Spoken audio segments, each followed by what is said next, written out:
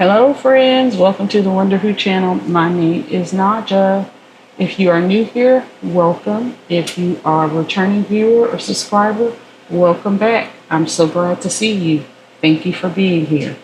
So today I am working on two staples that fill my homebody heart. So they fill my heart as a homebody, number one, because I don't have to go to the store. And number two, I already have the ingredients. I've worked on keeping a stocked pantry so that I can make kitchen staples. And these are going to be two kitchen staples that I work on today.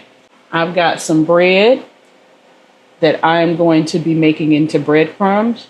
About every week I make a loaf of Dutch oven bread, and sometimes I finish it and sometimes I don't.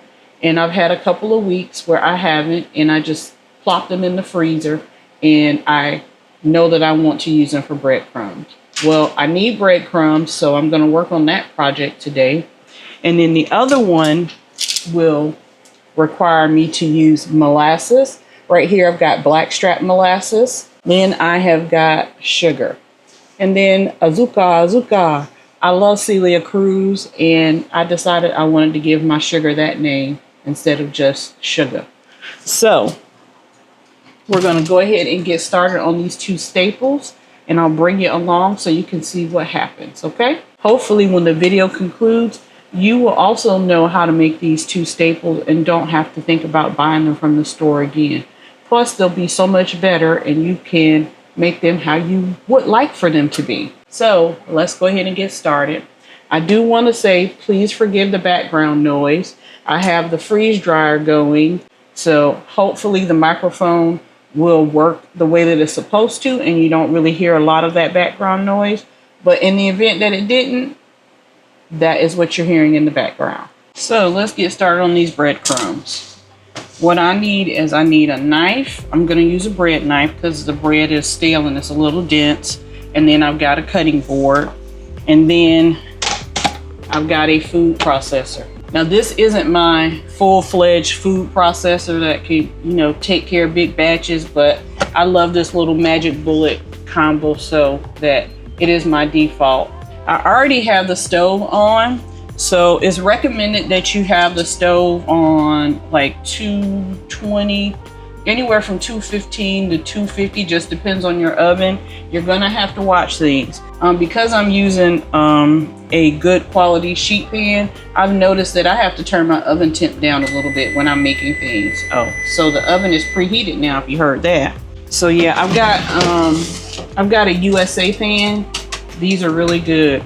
I highly recommend you trying them if it's something that you can swing. So it's not sponsored or anything, but when there's good stuff, I like to share it with people.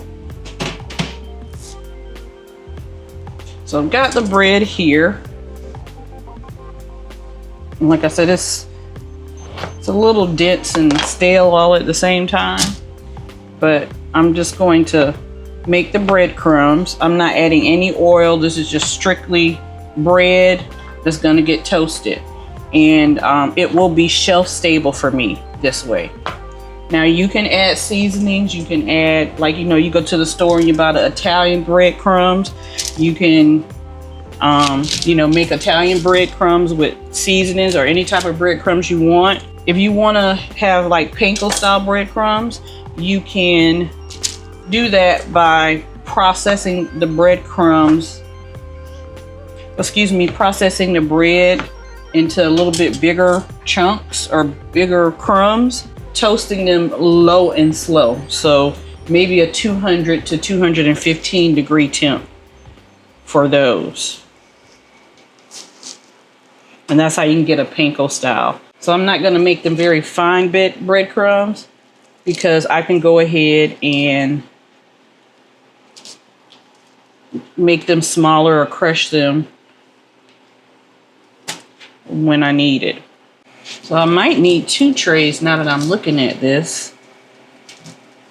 So let me, I think I'm gonna need two trays, and that's all good. Like some of this bread I can crumble without putting it in the food processor. So you know what we're gonna do, friends? We're gonna take the easy access route first. So as you can see, I'm crumbling this bread.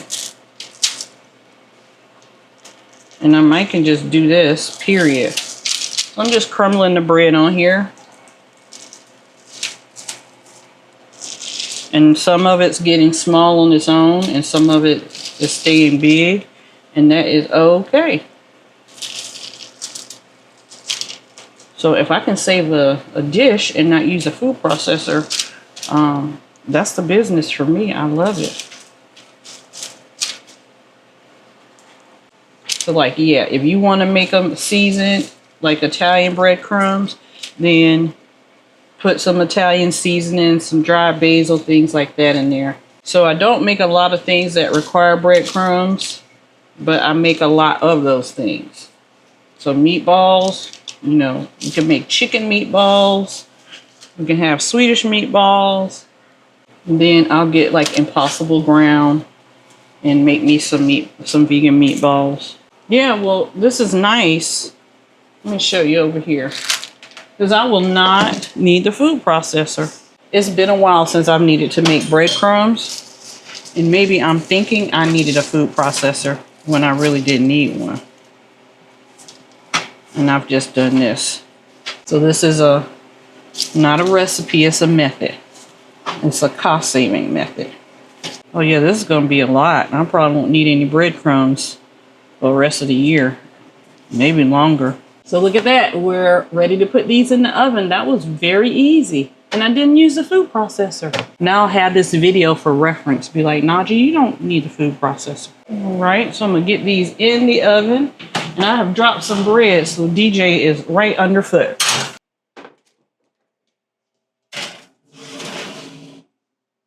So I'm going to set a timer for 15 minutes. And in 15 minutes, I'm just going to be checking the breadcrumbs, making sure I don't smell any burning, anything like that. And then those 15 minutes are up, I'm going to go and, move the breadcrumbs on the pan to check for any hot spots and things like that. And I'm just going to toast them intermittently, like 5-10 minutes after that, to just check them so they can get nice and crisp, so they don't have any more moisture in them, and they can be safe to be on the shelf, okay? So let's go ahead and get started on the brown sugar next. So this is my brown sugar jar right here. I keep a piece of bread in it to help it stay soft. If you ever have your brown sugar go hard, you can like chip away at it or put the vessel in the microwave for a few seconds until it gets soft. Or you can put an apple slice in there. So the only thing I've done is bread. And so I know the bread that I make is just flour, salt, sugar, yeast. Those are shelf stable. And so I don't worry about this bread molding in the brown sugar. It gets really dry and hard because I guess it's lending its moisture to the brown sugar or something. I don't know the science behind it. So the method that I use, or the recipe that I use, is usually for every cup of brown sugar, you do like up to a tablespoon of molasses. Now I use blackstrap molasses, and that stuff is strong, but you can use like unsulfured molasses like you see in the grocery store, usually under that grandma's brand. But I do like dark brown sugar as a preference, and since I'm making it, I usually tend to use dark brown sugar. So the difference between light brown sugar and dark brown sugar is the amount of molasses in it. So, you don't have to buy both of those. If you can get you some sugar and some molasses, then you can stop buying that. So I normally measure with my heart, but just for demonstration purposes, I'm just going to show you. So that's 1 and 3. Now this part I'm not measuring because molasses is messy. So I'm gonna eyeball about 3 tablespoons. And count it 1, 2, 3. So I'm going to use a glove because it's messy, and I'm just going to start stirring it up. You can use a mixer, you can use a spoon, you can do whatever you want, but in my mind, mixing it with my hand is just a little bit easier for me. So I want to make sure I'm massaging the molasses into the sugar.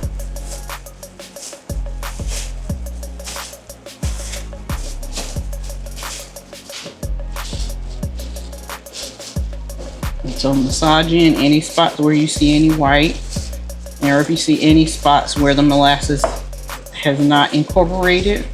All right, so I think I want to add maybe another tablespoon or so. I think my glove might have broken. So I'm just gonna add that much more. Because like I said, I tend to like mine dark. All right, so I got another glove and I'm just going to keep massaging this in.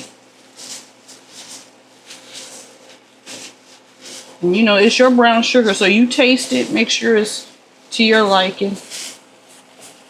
All right, so this is what it looks like. So now I'm going to pack it into the jar. I've got a little funnel here because I make a mess.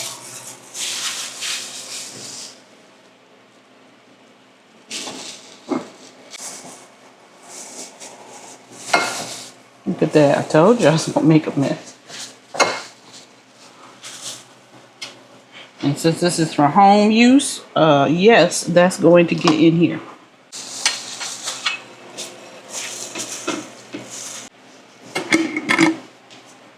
All right, so we've got this brown sugar made. I'm just gonna stick it on my shelf and it'll be ready for when I need to use it.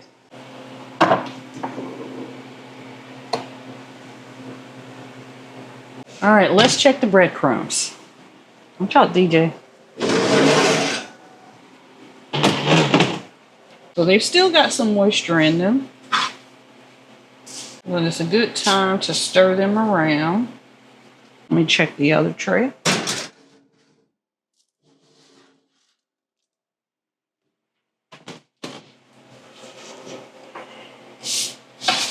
Well, this one sounds a little bit more toasty, but you see that steam coming up? I don't know if you saw that. That's that moisture in the bread. And so you've got to move it around so it can release it. And also, just because your oven has hot spots, therefore your pan's gonna be hot or cook faster in certain spots. I'm gonna set a timer for about 15 minutes, but I'm still gonna keep peeking into the oven to see how the breadcrumbs are doing. All right, let's check these breadcrumbs. I did turn the temp up, but I've been monitoring it. So I did turn the temp up to 240. Yeah, that's a lot more crisp. And the edges are getting nice and dry.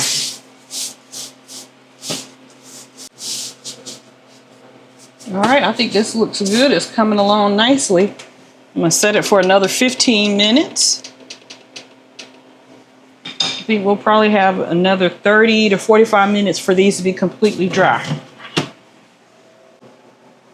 All right, come on, DJ. Let's see how things are looking. Very nice. Excuse me, DJ. I'm making crumbs all over the place. So he is just like in heaven right here by the stove. I don't know what those crumbs are doing for his life. But yeah, this is probably another 15 minutes. That's a little moist spot right there, but they feel much, much more drier.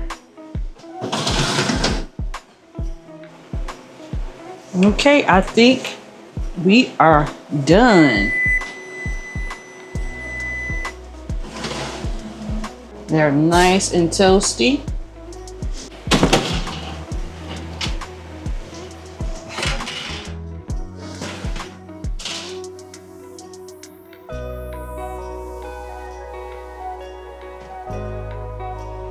So these are nice and toasty. I don't feel any moisture in them. They're a little bit brown, but they'll be just fine for me. Once the breadcrumbs are completely cool, I'm going to put as much as I can in here, and then I'll put the rest in a Mylar bag. So friends, thank you so much for hanging out with me while I took care of these two kitchen staples. So now you know how I make brown sugar, and now you know how I make breadcrumbs. And I don't have to leave the house, and I don't have to spend any additional money for them. So that's a win-win for me. If you have any questions or comments, please leave them below.